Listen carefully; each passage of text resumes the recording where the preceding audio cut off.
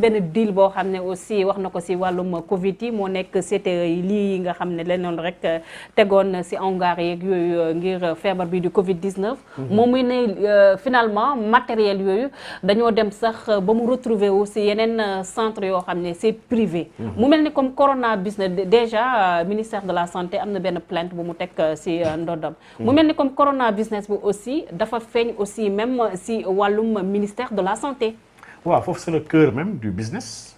Le ministre de la santé sax il n'a pas de responsabilité sérieuse. mais loolu est-ce que du scandale professeur. lu ñu war a fajee scandale bu grave la. et c'est pas le seul secteur bu am scandale. instant yi tous les secteurs de notre pays yëpp ay scandale la. man nag docteur Niang nag man dama bokk si nga xam ne dañu koo jox cër loolu fonk ko te bëgg ko. mu nekk un médecin qui est debout.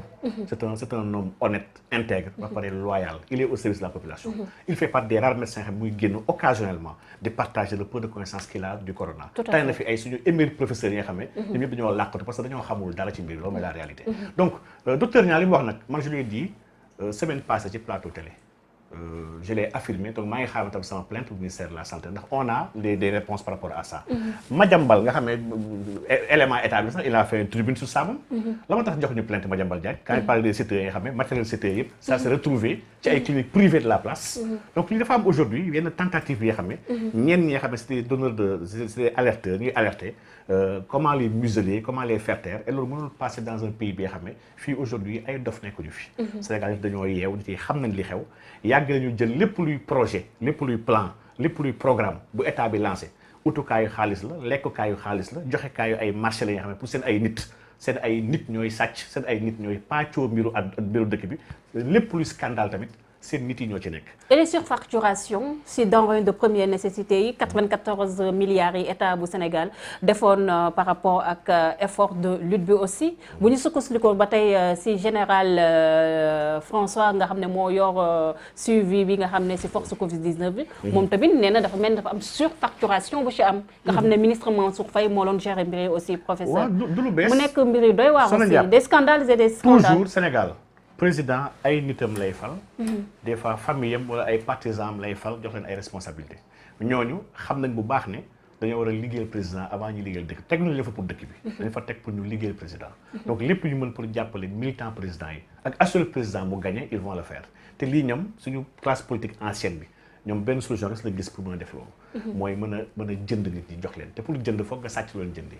donc lii c'est une réalité bi nga xam ne Mansour Faye su dëkk bu sérieux su ñu nekkoon dëkk bu sérieux sax mais war woon diriger daara la mu koy diriger en tant que quelqu'un bi nga xam ne dafa jege président di goro président am lu bëri lu mu séq ak moom war a koon sax teg loolu ci loxom pour même l'épargner et pour l'aider donc lii dafa yàgg Sénégal du Covid bi kese Covid bi dafa ñëw di wane les tares de notre société nous sommes une société bi nga xam ne dafa bëri tappale bëgg njublang bëri fenn dañuy fenn ci beaucoup de dossiers dañuy jéem a nax ci beaucoup de dossiers dañuy lekk suñu alal tëdd ci donc lii moom vraiment c'est le quotidien des Sénégalais vraiment dafa am lu ma metti na dama jàpp ni dafa war a jeex. tout à fait il faut benn bés lépp jeex bés boobu mun na am Covid bi man nekk un prétexte pour Sénégalais en tout cas ñu mettre un terme à ces pratiques là. tout à fait Covid 19 rassemblement dañ koy aaye vice président de la République def na tournée économique ñeneen ñi wax tournée politique. mais dañuy gis ne aussi ñu bëri dañoo jàpp ne lii nga xam ne mooy événement religieux yi. warul am parce que dafay nekk ay moment yoo xam ne dafay bëri dugalante génnlante si rawatina saafo bi nga xam ne population bi daf koy def. ñenn rawatina ñi nga xam ne ñooy suñu mbokk murit yi ñoom dañoo maintenir seen ay màggal. mu mel ni que ñoom ñu ngi seen logique ba tey. est-ce que Covid 19 fu mu toll nii bien vrai que mun nañoo wax ne il faut gouverner par l'exemple président de la République gis nañ ko mu def tournée économique. wax nañoo maintenir ba tey lii nga xam ne mooy seen màggal. waaw man dama yàgg gëm ni. Macky Sall n'a jamais été exemplaire mu nekk président ba tey. même avant bi nekk président Macky Sall mooy président bi nga xam ne en tant homme d'État. te nga xam ministre la jalgati yoon même ci wàllu élection. forcé voter.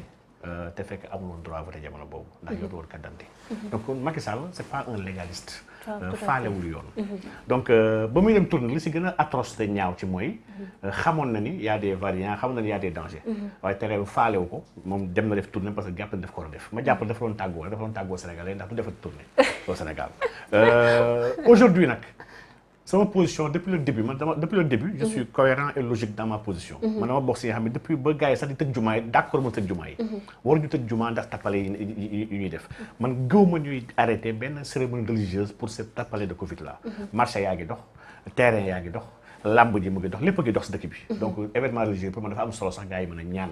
mën a jéggalu mën a tuub dellu ci borom bi. jullit ñaan mooy gànnaayam. le système moo jàngaloon ne ad-duwaa wa silaaxul mu'min. donc bu amee jullit ñu ko jaaxal.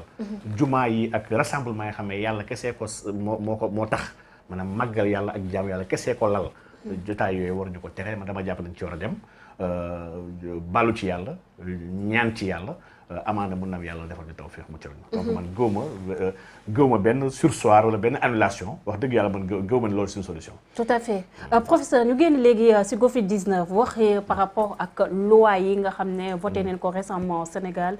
le code modification code pénal bi gis nañ ko.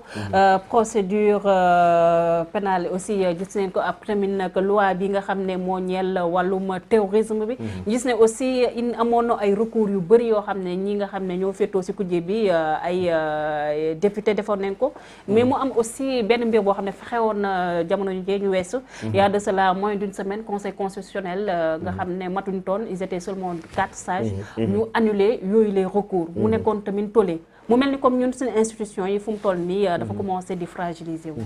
waaw man gëw sax dañoo am ay institution bon Sénégal on n'a pas d'institution on n'a qu'une seule institution qui a ses démembrements muy l'institution présidentielle. moom institution la parce que sax tax sax ay daan képp ko wax daal sax jëm la attaqué jëm la jàpp tëj la da ngaa wax li président wala nangam ak nangam que ça soit le législatif xam ne mooy assemblée ay pion président fa nekk bañ na ko sax ñi fa toog sax liste bi président Sow moo ko bind moom moo fal président. mais ils étaient élus par le peuple. non peuple bi ay pantin leen jàppee rek peuple ils ont rien élu peuple bi dañ leen nax maanaam la démocratie est une arnaque où le peuple devient souverain une fois chaque 5 ans.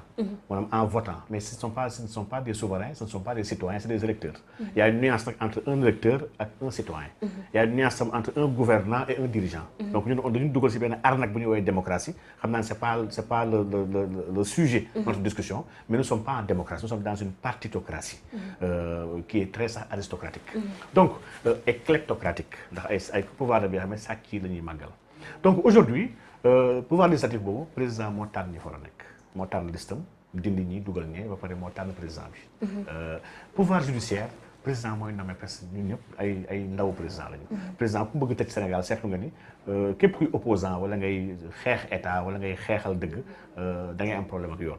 mën la collé motif taf jàpp la jàll la tëj la donc mën la xañ sa ay droit ay opposants sax xañ leen fi seen ay droit tere leen voté wala jigéen leen dëkk bi c'est que président dafa am benn mainmise yenn institutions yi ba tax kon man mënu mooy gëm ne ay institutions la parce que les institutions doivent être équilibrées ba pare libres l'un de l'autre en fait en réalité donc concernant le pouvoir le conseil constitutionnel bon man dama bokk si ñu yàgg gëm ni on n'a pas des sages au conseil constitutionnel le président fa nekk muy Sakho bi nga xam ne moo ko doon diriger man dama jàpp ne il a fait preuve de lâcheté à maintes reprises il a fait preuve